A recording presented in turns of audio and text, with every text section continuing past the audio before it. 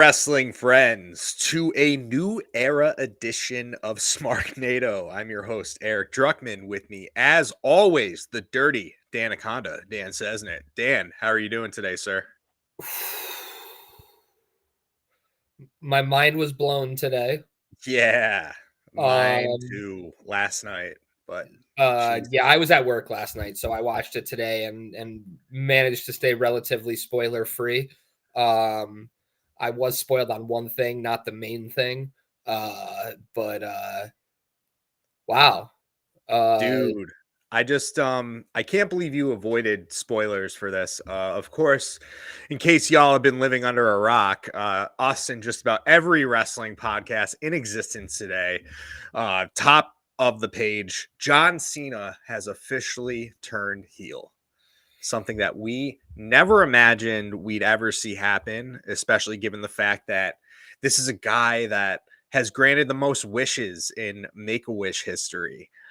There's so much more of a PR position as far as like the argument against him turning heel than any other wrestler there's ever been. Um, just did not see this happening, man. for I think if we're looking at the storyline leading in, which we'll get into. It does kind of make sense when you think about it. But still, the moment of it happening, just surreal, something you would never see of John Cena just being evil. I wish they threw garbage in the ring, uh, a la Bash at the Beach, but Passion Beach they '96, yeah. Toronto failed us in that regard. Obviously, there was strict rules. They probably reinforced it at some point. Please don't throw shit in the ring. But no, man, this was done perfectly, and the PR part of it, while I get this was the last chance for him to Hmm. do this.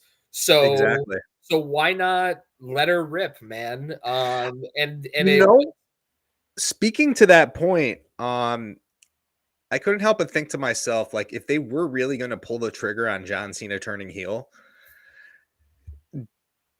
is 1 year enough for him right now? As far as like seeing through this whole heel character, and just like what is it? Right at the end, he's going to be a babyface again. I don't know, man. I don't know how they're gonna do it. I don't know how they're gonna pull it off, but the allegiance with The Rock is really certainly going to put it in super fast motion, right? Are they Uh, going to name themselves the Hollywood Elites?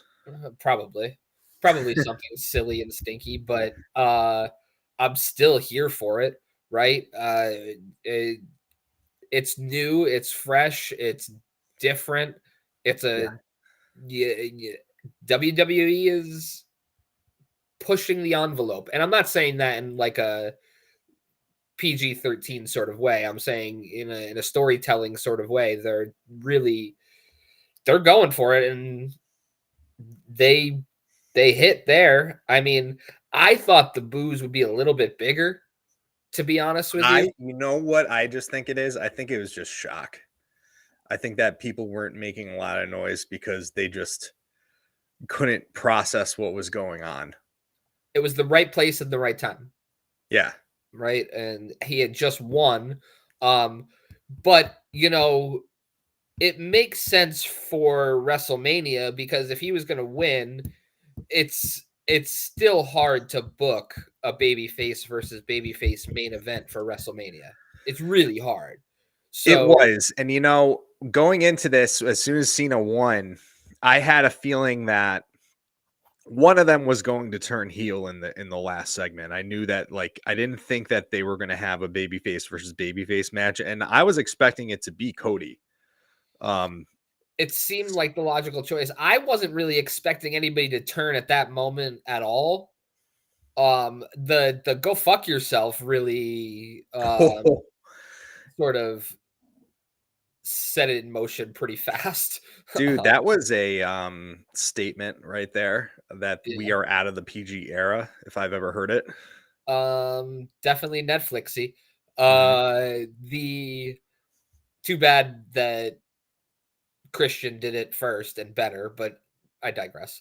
Uh, But to be fair, like at least this was on pay, like, the PLE. It doesn't have to be subject to editing, so at least it was unedited when he said it. That made it all the more impactful. Like, it was still awesome when Christian did it, but Yeah, it was edited. yeah. So this was just like, holy shit, I can't And believe they just said that. he yelled it like the whitest of dads. He was like, fuck. Go fuck yourself. Yeah, Like, right. like it's after a dad stubs his toe. That's what he Mhm. says to the couch. Uh no, there was a whole other show that we can talk about, but this was just such a big moment that we started Yeah. off with it, I mean, obviously. dude, like, I wouldn't be surprised if there are podcasts that come out this week where this is the only thing they talk about. And I would Yeah. completely understand that too, just because of the magnitude of this, you Well, know? the historical significance is huge. I mean, Yeah. I, and I honest to God think that we witnessed something that, it's hard to say right away. But I would not be surprised at all if this ranks as like a top 5 moment of all time in wrestling history. it's definitely one of the most impactful things that's happened in a really long time, Yeah. and it has the most casual of fans talking to, right? Mhm. Because they know John Cena's the forever good guy. Mhm. So just like This is Hulk like Hogan, Captain America aligning with Thanos. yeah, it was the same thing with Hulk Hogan. It's just these are the two biggest turns of all time, and they might be 1 and 1A. I think the difference is just the sheer guttural reaction that Hulk Hogan got, Mhm. compared to And Cena. you know what makes this one different, and what actually may make it like eclipse the Hulk Hogan thing What's is that this came at a time where I feel like there is much more universal reverence for John Cena, and the people that used to kind of say the Cena sucks and stuff, like people like me have kind of come around and been like, all right, let's give this man his flowers. He's Yeah, done, like, we're sure we hated him in the past, but like, this is his last run. Uh, I respect John Cena, and I feel like that's kind of a universal feeling yeah, with John Cena right now, as opposed to Hulk Hogan at the time in '96. While he was still, being advertised as like the biggest baby face in the company, there still was like a groundswell of people who were very much over him and over yeah, his whole very tired act. yeah. So I think that there was a little bit more of a demand for it. So I honestly think, just by that logic, this might go down as bigger than the Hulk Hogan heel turn. Plus, Travis Scott was there smoking weed, so Yeah, if there's most people think anything on that that. just kind of, like, I didn't have a problem with him being there, and if he continued to just kind of like casually watch and just kind of be there on the side, I wouldn't have had a problem with it. But the fact that like he got physical and like got his fucking licks in on Cody Yeah, was just so fucking random and stupid, and it I didn't did bother me as not much as like I think that. it bothered other people. Like, I thought his punches were bad. Like, I didn't think that they were very good pro But like, wrestling, what does but he have to do with anything, though? eh, That's what I'm he's saying. he's a massive star. Like, that's all he has to do with anything. Like, it's silly, but it didn't bother me as much as I think it bothered other people. Mhm. That's all. He didn't. Would it have been better had he not? Yes, absolutely. Do you think that there's going to be like a new corporation that's going to form out of this, with like, say, Cena, Rock, Travis Scott, who's going to be there as like a mouthpiece or whatever the fuck, and like Logan Paul, like the heat that could be. I think we're gonna see a new corporation of sorts. I don't know that Logan Paul is gonna be that guy, but the heat on it would be huge. Mhm. Um, uh, it would make me not want to watch it because I don't want to watch anything Logan Paul's involved with. Me neither. Me neither. And Uh, I'm just throwing that out you because I can just see them doing it. It's not out of me sure, wanting to see that at sure. all. The heat it gets is huge, and the following that they both have or all of them have, The Rock, Cena, and Logan Paul on social media is enough to make them into, big time a big time Heat faction. magnets. Yeah. Mm-hmm. Yeah, this is just it's I went back after I watched the show at our friend Drew's house. Okay. As soon as I got home, I like watched the clip over like 10 times. I just couldn't get over it happening. It was just so surreal, man. It's I just one of these things. I did not have enough time to watch it 10 times over, sadly, but I don't expect you. I will watch it again because yes, it was, So it's another part of this happening, um, if you noticed, here's something that we can kind of possibly connect the dots on, that somebody brought up, and I thought this was interesting to bring up on the show. If you recall, when The Rock came out at, I want to say, Survivor Series at the end of last year, where he okay. just kind of made that one random appearance. Okay. Do you remember he put his hands up in the air and he goes 1, 2, and then 3? Yeah. When he did that, I noticed that when he did the Sikkim hand motion to John Cena, he put up the number 2 Yeah. and did that. So I'm starting to think is like maybe The Rock is 1, John Cena is 2. There might be a possibility of like a third man that could be involved with this. Yeah. I mean, it's an interesting conspiracy theory. And stables are better when they're bigger, but not too big, right? I, I It's think I think stables are better when they are like 3 to 4 people, I was gonna say four or to five, 4 to 5. personally. But yeah, I see. But it can't just be Cena and The Rock. Somebody else has gotta, pop up along the way. Hmm. What if it's Jacob Fatu? Thinking, Well, Jesus, that's terrifying. yeah. That's who's on Raw, right? Hmm. Yeah. This is all going down on SmackDown, so Do you be think that John Cena is just gonna like go after all the guys that he's lost? Like, do you think he's gonna like go after Solo? Like, do you think Solo's gonna turn babyface first of all? The way that this is going with him and Jacob. it does seem that way, but people love to cheer for Jacob. Yeah, So his moves are too good. it's not gonna be an easy transition. Fatu is, I mean, scarily likable, right? Like he terrifies me, but I want to cheer for him because he's a fucking badass. Hmm. So Yeah, there's just I am just wondering what is going to happen on Raw. As of right now, John Cena isn't advertised for Raw, but I cannot see how they can just leave us hanging after something this big. Like we need something from him. yeah, they're Don't you not gonna think, wait Dan? till Friday. They're not gonna wait till Friday. They're gonna No. show this off. This is the shiny new toy, right? Yeah, This is especially the Netflix era. Like, there's got to be something that goes down. You yeah, know? it's Do you got to think Cena comes out in the suit or something? be interesting. Maybe he'll come out in a hairpiece. You That's know what probably he was getting a lot of heat from me for too? I what's may that? have mentioned this on the show before. His sneaker choice since he's come back. Okay, I They look didn't like notice. fucking like dad shoes. I mean, the man has been wearing jorts for the last 20 years. Like, Yeah, but like he still wore like cool Jordans for a long time I mean, sometimes and you just Reebok pumps. sometimes shit just changes, man. It just Yeah, changes. Sometimes you need a more sensible shoe when you get older. I guess so.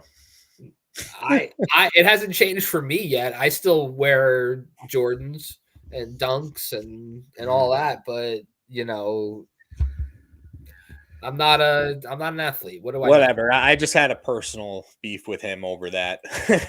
But all right, so Weird let's friendship. just take this all back. Let's look at this storyline as it is.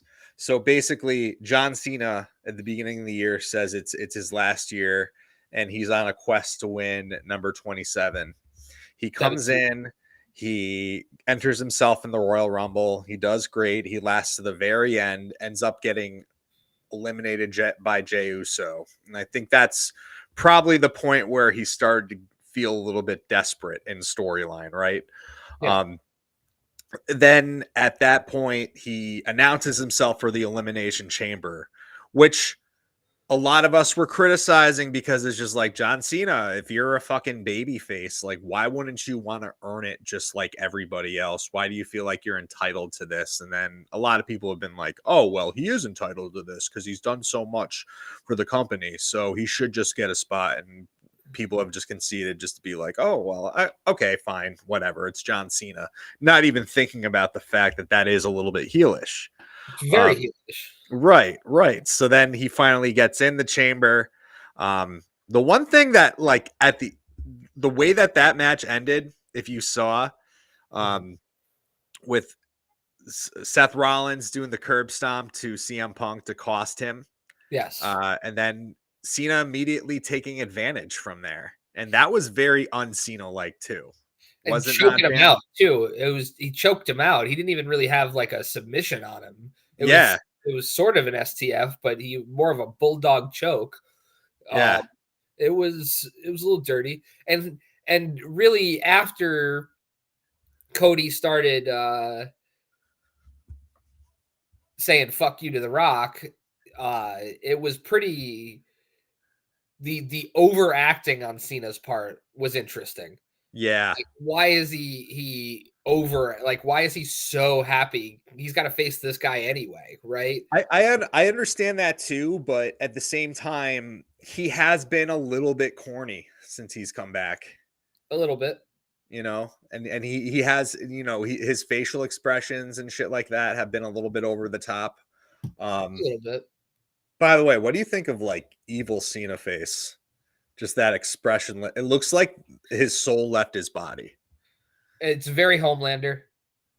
Is that it? Yeah. Yeah. Very Homelander, and I think that's the vibe he's gonna give off going forward.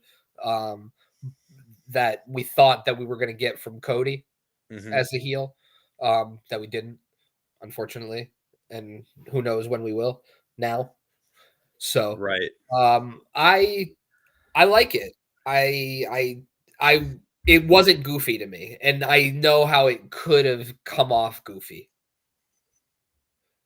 Agreed. Like I said, only criticism was just like, some of the shots that Travis Scott got in, but again, that's a matter of personal preference. Yeah. Doesn't really take away from like the magnitude of the moment. But yeah, this is just, I can't stop talking about it, man. We're probably not going to stop talking about this storyline until well after WrestleMania, if I'm being Mm-hmm. honest with you. Yeah. This is Now it. I wanna see a heel Cena title run, don't you? Yeah, it makes it way more interesting Mm-hmm. than him just being like, "Oh, I'll just defend against everybody because I'm babyface John Cena." Like, this is like a whole new, you Yeah, know, this is a desperate man that has sold his soul in order to fulfill a destiny, yeah, and he's just gonna be a shithead and call himself the greatest of all time because he has a right to say that now, especially at the point of like beating the record. yeah, at Um, 17 which for sure. again, beating Ric Flair's record, happy about that. If Ric Yeah. Flair wasn't the person he was the past 10 years, I'd be a little bit disappointed in John Cena being the one to beat it. But Yeah, if this was 15 years ago, Ric we Flair both made would, his bed. yeah, we both would have been like, no, that sucks. Let Flair hold the record. But no, now the time is right now, not to steal from Cena on Mm-hmm. that.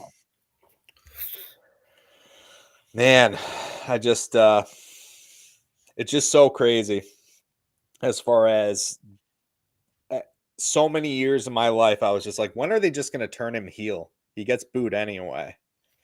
And it's not until you're in your 40s and I'm in my late 30s that we actually get to see John Cena turn heel. And truly, I don't think it would have been as impactful at any of those times if he was still in a run. I think this last run with him being a total shithead is going to be some generational shit. I believe in his acting ability. And the best thing about it too is, again, no Vince McMahon involvement. No way that this is going to be fucking corny. No, You no. know, If it starts, yeah, no, I don't see a way for this to fail. It's going to be really hard for them to fuck this up. yeah. The road to WrestleMania truly started last night. Mm-hmm. Because that Elimination Chamber had more impact on the matches that are going to happen at WrestleMania than Royal Rumble did, which isn't typical. Royal Rumble is typically the catalyst for all the feuds. This was more so that than anything else, because we're going to get Punk Rollins, right? Obviously, We're going to get Punk Rollins Reigns. yeah. Because Roman is going to have to come back and get revenge on Seth. Yeah. I didn't really want it to be a triple threat match, but well, you know my feelings on it. I'll state them anyway. There is no point in a triple threat match if there's not a championship on the line. 0 point. It doesn't make any sense. I get it. You all have grudges, but like I just don't like it with no stakes. It doesn't ever make any sense to me. I definitely feel you on that. Yeah, let's just talk about some of the other things that went down here. Because there was more wild shit. Was that? There's more wild shit that happened on this show, and that was I know. This was just such a fucking good show from top to bottom. Only 4 matches. Hometown hero Trish Stratus probably got the short end of the stick just due to the magnitude of all the moments that happened in every other match. Yeah. But that match was still a great moment overall. You know, I feel like that was a nice palate cleanser, that women's tag team match from everything that was going on. You know, that was just kind of like your feel good moment. Yeah, it was the least grudge match of the night. For sure. So I mean, all I have to say about that match really is that Trish Stratus looked great. Yeah. She continues to look great. I Googled during this match that she's 49 years old. Yeah, and it just blows my mind that she's able to work the same way that she used to. Anytime I hear a wrestler is in their 40s, I'm like, damn, I'm a mark for them, because my whole body hurts every single day. Yeah. And I know. And trust me when I tell you, yeah, I know that is impressive shit. It's no surprise though when you consider that Trish like essentially dedicated her life to yoga post wrestling. Yeah. So I feel like it's no surprise in the fact that she's just able to come in there and like be able to take it. Yeah. No, she's great. Her body is truly a temple. she could still be wrestling full time if she wanted to be. Yeah.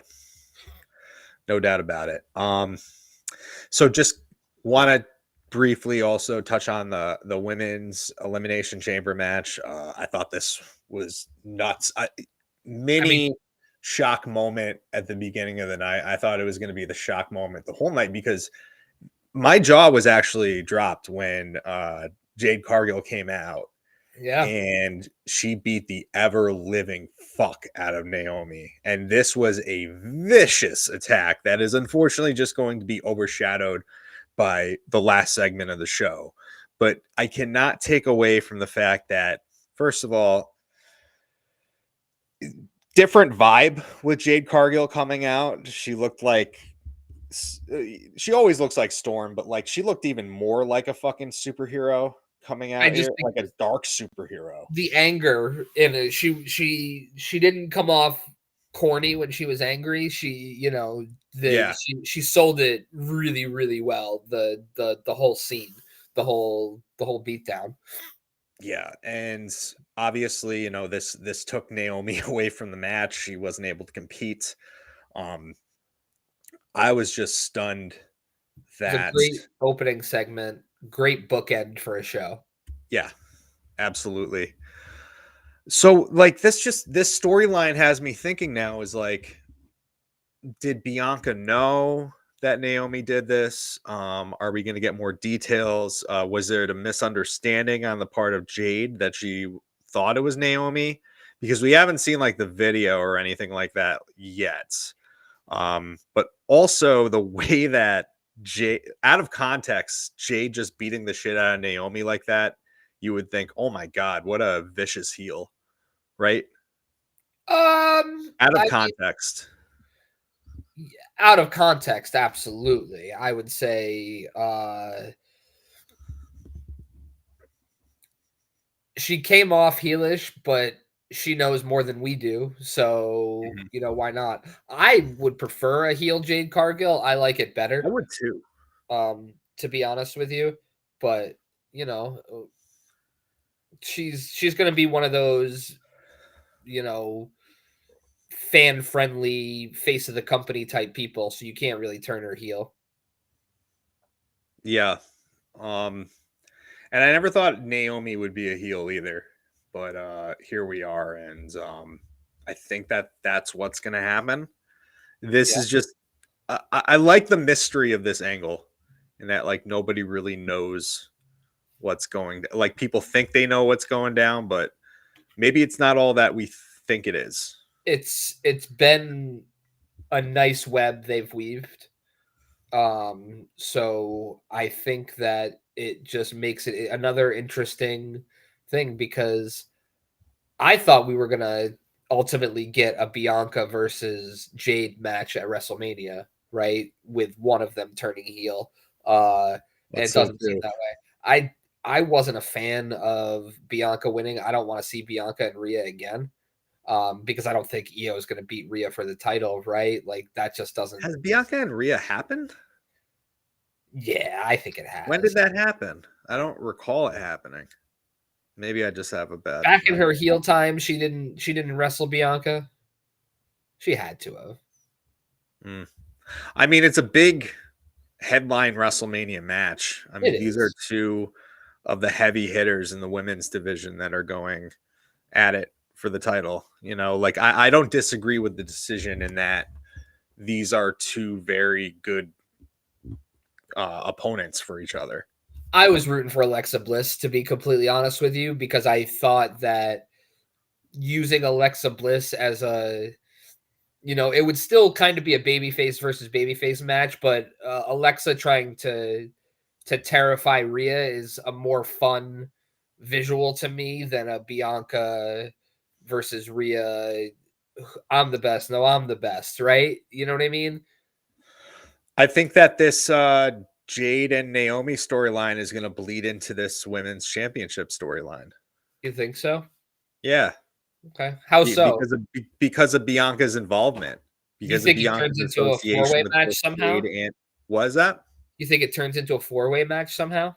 No, but I just think that like there's going to be bleed over from both of those sides. Yeah, You know. sure. Somebody's going to be in somebody's corner, Hmm. right? Yeah. Probably. But But it's also fun with the fact that like this whole storyline happened with Jade and like we don't know all the details and it's an intriguing thing that happened. It was a vicious attack, and now we're very excited to watch SmackDown and see what the explanation is. I was told by somebody at work that is also a wrestling fan. He was like, "Do you want spoilers?" And I was like, "No." He's like, "Well, they." I was like, "He's like, well, I'll just tell you they paid off the Jade storyline, or the yeah." And I was like, "All right, cool," but they didn't really. Like, you're They right. didn't. No, They there's more questions than answers. Yeah. I mean, I think it's pretty obvious that Naomi did it. But it's still interesting, and it still continues to be a who done it, and we might not find out until after WrestleMania. Who knows? We shall see, my friend. Mm, Of course, I want to for us to talk about the unsanctioned match between Kevin Owens and Sami Zayn. Um, this was undoubtedly the match of the night. yes. Moment of the night, of course, it's not going to be the moment of the night. The thing that happened at the end of the show is arguably one of the biggest moments in wrestling history. Correct. But this match between Sami Zayn and Kevin Owens, you want to talk about throwing everything against the wall, throwing everything that they have at each other. Yeah. Just some of the spots, Sammy going through 2 tables, uh, all the fucking moves that they hit on chairs, the barbed wire steel chair that Sammy used on Kevin, Mm-hmm. and even Michael Cole on commentary showing mercy for Kevin Owens just because of the brutality of everything, even though, Kevin Owens has just been completely unhinged and unforgivable for the things that he's done. But I just love the story that they told here. And shit, bro. This is an early match of the year candidate for me. I Hot mean, dog and a handshake AF.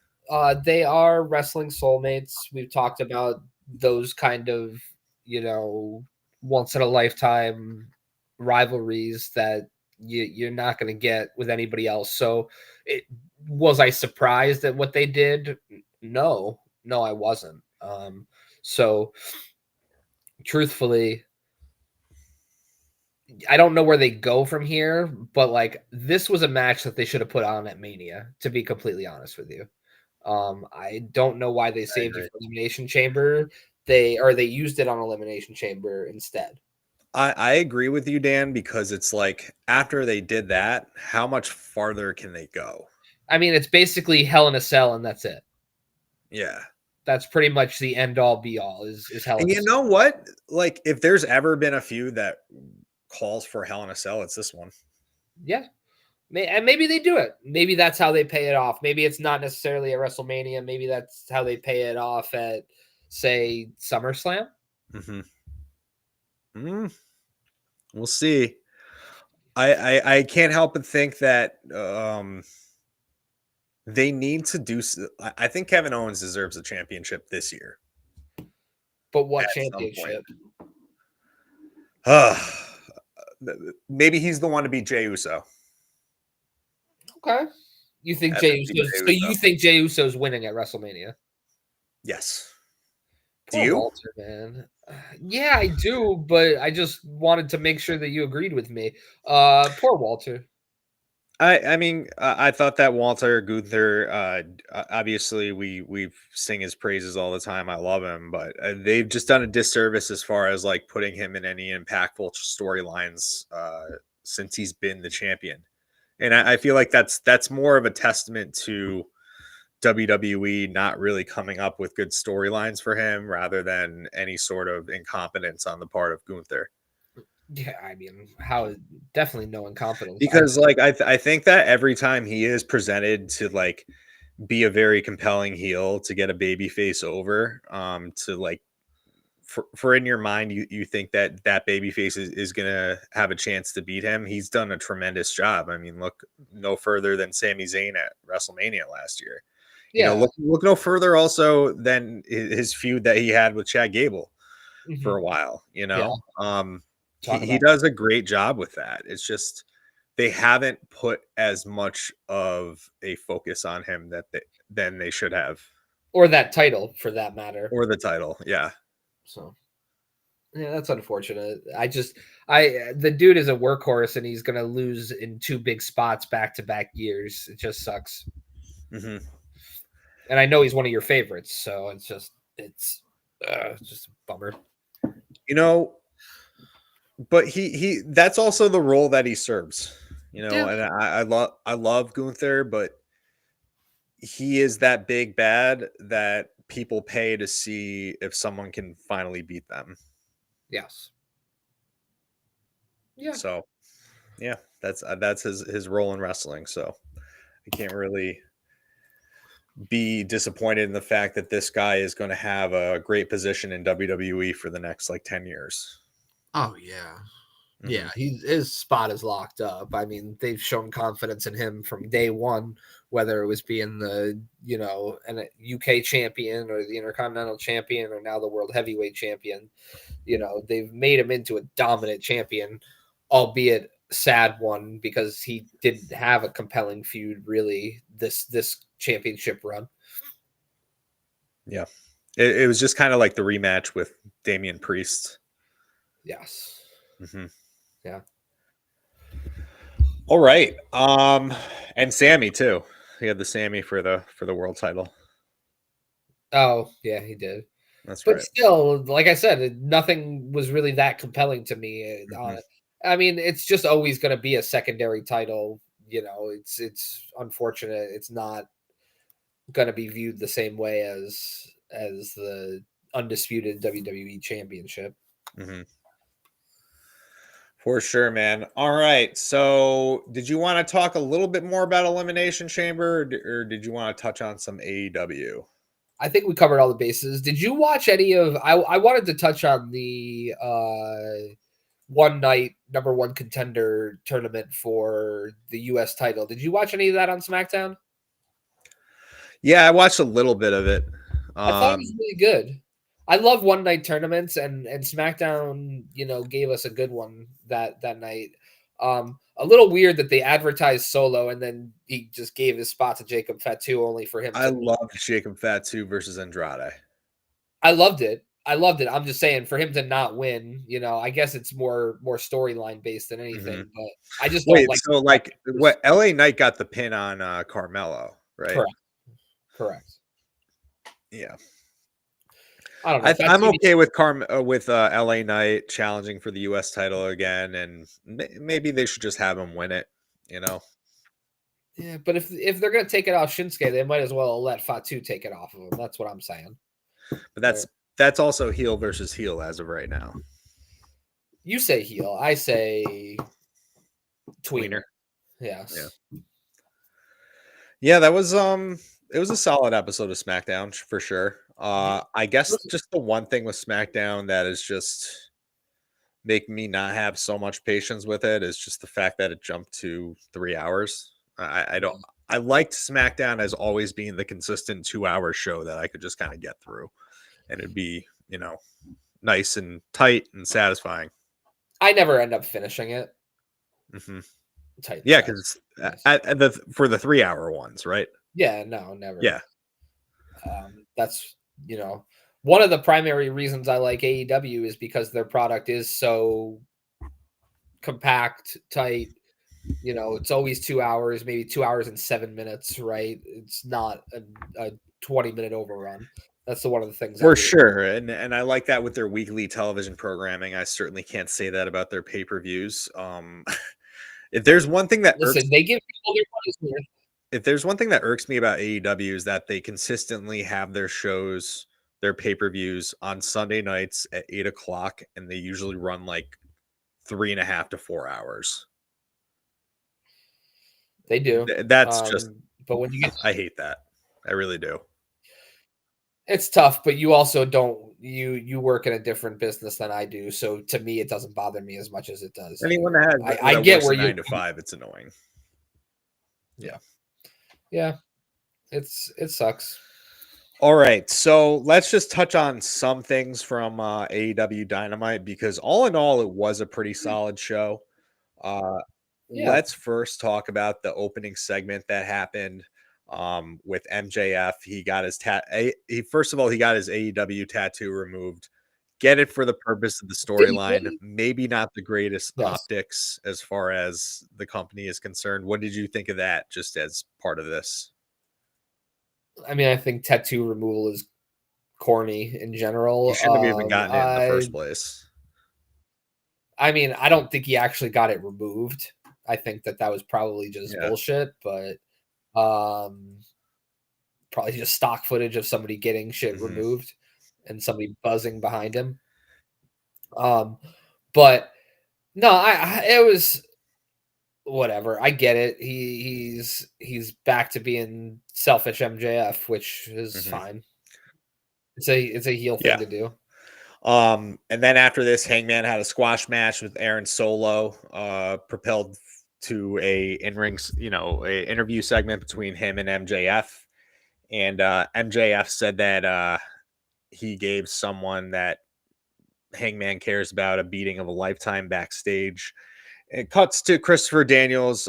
This huge, huge, huge production flub. And the fact that the camera went on and you saw Daniels punching his head to further amplify the blood. that he had bladed. He had bladed his head for the Oh, I blood. must have missed that. What was that? I must have missed Yeah. that. This was just careless, man. These are just like mistakes that AEW makes sometimes that are just so avoidable and just so sloppy and like And but that's also a fucking Christopher Daniels no, thing too. Like no, I that's would put that on the cameraman. I would put that on the cameraman more than anything. And I would put it also on the fact that like this could have been something that could have been done in pre-production, before the show even yeah, started, because it's not even like we saw an interaction between Daniels and Hangman after this happened. It was just like yeah. it's careless, and it's really unfortunate, There's and yeah, they shouldn't put themselves in a position to be subject to this kind of criticism by, you know, just fucking yeah. around. I truly didn't even catch it. This is the first I'm hearing about it. I must have just looked away for a Hmm. second or something because I missed it. So to me, it didn't even All right, exist until all just right. now. Well, I mean, it's all in all, I think that this is a great storyline, but just tighten those things up, guys. Uh-huh. Yes, it's definitely the build has gotten me more and more interested for this pay-per-view because at first I was like, I don't know, I might not buy it, but it's getting Mhm. interesting. No doubt. I do want to mention Osprey and Brian Keith happened on this show. This was like a dream type match for me. Yep, Such a big yep. fan of both of these guys. I think that if anything, I would love for this match to be a reason why Brian Keith will break away from the learning tree. Just be like, I took Uh, Will Osprey to his limit. Why do I need you, Chris Jericho? That's just my hopeful line of thinking. uh, I mean, I know you would love that. I don't think that that's going to happen. He came back out on Collision with Jericho. he had a match on Collision with Big Yeah, Bill versus Bandito and Powerhouse. for sure. And I think that the Styles Clash followed by the Hidden Blade combo is so sick. That is your favorite thing now. I like the hidden. I know it's a tag team move, but the hidden blade Oh, into the Hidden Blade and into the One Winged Angel. yeah. I Fuck know it's not yeah. a solo move, but I Mhm. that is just gorgeous. Chef's kiss. Yeah. Of course, tonight we on this show there was a number one contenders match for the tag team titles: Lance Archer, Brian Cage, the Murder Machines versus the Outrunners. The Murder Machines were kind of the Yeah. ones that were, trying to push the Hurt Syndicate for a tag team title match. Obviously, it wasn't to Yep. be. Hurt Syndicate interfered. We're going to be getting the Outrunners against the Hurt Syndicate now. I think this is going to be a lot of fucking fun. Is that at Yes, Revolution? it's at Revolution. Good. That's awesome. Good for Good the for the Outrunners, Outrunners, right? the youngest men alive. Great, good for them getting a pay per view match against, which is probably going to be less than 10 minutes. But that's It's okay. It's all right. I want to see them get their moment, even if it's a big loss on pay per view. going to be a huge loss. Dude, I Uh, thought that the Swerve and Nana segment was really fucking good with Ricochet. mhm. And Ricochet, this heel character of Ricochet is just so good, man. I think that he has done a Yeah, complete 180 with his like stock as a wrestler. yeah. I mean, I know that AEW has flubbed a lot of guys that came over from WWE, but I mean, just look at this feud in and of itself as two guys that they completely dropped the Hmm. ball on. You know what I mean? So to me, Ricochet is doing the best work of his career, and Swerve obviously is who Swerve is. Hmm. Right. I'm so happy with this. And then obviously at the end, Nana came in there and said that he has taken a lot of bullets for Swerve and he wants Swerve to be the man that, won the AEW world title, the most dangerous man in AEW. I couldn't help but think that after this segment, I actually could see a heel turn by Prince Nana and align himself with Ricochet. Could you see it? Really? Not till just now. I don't know. I watched Collision. I think that's not going to happen. Um, but it's an interesting I saw thought. Collision too, and I saw, he faced Clark Connors, and you Yeah, could see that Nana was excited because he was like, "That's the swerve. That's the swerve I want to see." yeah, that's what I'm Yeah, talking about. I thought so. But it's interesting, and I'm not going to rule out Nana turning on Swerve. I could definitely see that as a possibility. Although I think that the smart booking here would be for at Revolution. As much as I would love to see a title change, I think maybe the smart thing to do is have Mox retain, have Swerve win the number one contenders, and Swerve be the one to take the title back from Moxley. You think Yeah. so? I think I we'll talk about it on our. I reserve the right to change my mind, but I think Cope wins the title at Revolution. I just do. So I if think Cope wins it's the title at Revolution, do you think Ricochet beats Swerve? no. I still think Swerve wins. These number one contenders matches. AEW will throw a random big babyface versus big babyface championship match at you on Dynamite, right? So even if Swerve wins, a Swerve versus Cope match on a Dynamite isn't out of the Mhm. question for the title. It doesn't necessarily have to be a full length sort of program. It can just be a one off. Absolutely. All right. I thought that the trios match between FTR, Daniel Garcia against the Undisputed Kingdom was pretty good. I think that the Undisputed Kingdom is, I think they are better served as a trio here, and then also as a tag team. I thought that Roderick Strong and Kyle O'Reilly had a really great tag match against FTR in Collision. We also saw some Yes, they like did. signs of a possible heel turn from FTR, Dan. I did. I did the Leonardo DiCaprio point at the screen when they didn't shake their hand. I was like, And then also Dax oh, went for the tights during the match too. yep, he Yep. did. Held him. It was a little heelish, but I don't like the way that plays out because I mean they can turn heel, but I really want Undisputed Era to turn heel because I think that's their Yes. wheelhouse. Um, but can I also say that I'm just tired of Daniel Garcia in trios matches? Like, give me a substantive TNT title feud TNT title. Yes, give that to me at some because he point hasn't had because a very important TNT title feud since he won the title against fucking Jack Perry. yeah, and the match on Collision between him and Adam Cole, I mean, was kind of Yeah, ended in a trash no to be honest. contest. Yeah, it was okay, right? Like it was a good match between two good wrestlers, but like it wasn't anything No. special. It wasn't a But title also, match. It like, didn't I make mean, to me be fair, they weren't really given the time, given the fact that, they were attacked during the match by Shane Taylor Promotions.